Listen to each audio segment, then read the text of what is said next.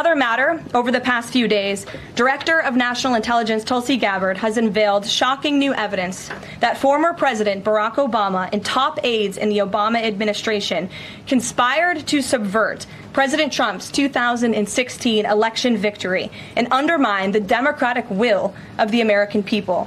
While publicly pretending to engage in a peaceful transfer of power, in private, former President Obama went to great and nefarious lengths to try to sow discord among the public and sabotage his successor, President Trump.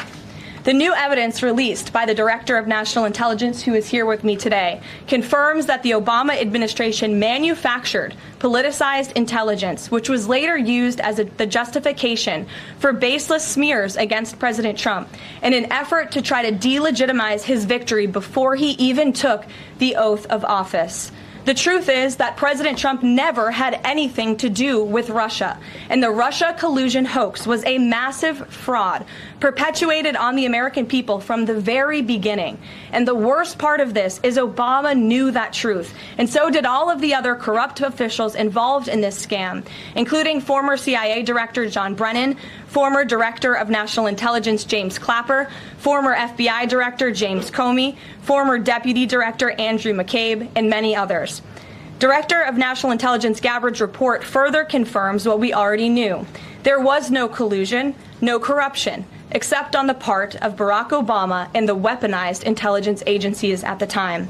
The Russia hoax was a blatant lie, all ginned up by Democrat political operatives that were signed off on by then President Obama and leaked to the news media to launch a years-long witch hunt against President Trump and his first administration.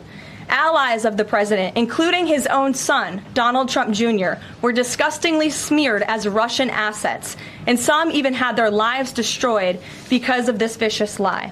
The president's first 2 years in office had this fake distraction hanging over it, and endless resources, time, and political capital were spent having to debunk these lies from the highest levels of our government. Now, nearly 10 years later, thanks to the declassification of documents by Director Gabbard, the truth has finally come to light. And this truth vindicates President Trump, his family, and his many allies and associates who were smeared with defamatory lies. President Trump was right from the beginning about all of this, and we are grateful that justice can be served. Now, we have even more damning evidence implicating those who tried to sabotage a duly elected president and did grave material harm to our republic.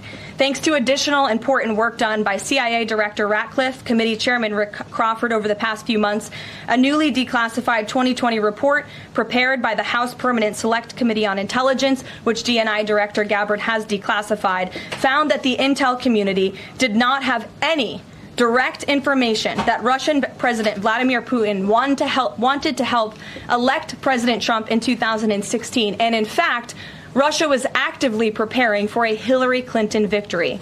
But at the unusual direction of Barack Obama at the time, the intel community published implausible intelligence suggesting otherwise. Why? To sabotage the incoming president. This is truly one of the greatest political scandals in American history. And reporters at legacy outlets, some of which are sitting in this room today, like the New York Times and the Washington Post, were ridiculously awarded Pulitzer Prizes for their perpetuation of this hoax. It's well past time for those awards to be stripped from the journalists who receive them. It is not journalism to propagate political disinformation in service of the Democrat Party and those in the intelligence community who hand over out of context and fake intelligence to push a false political narrative.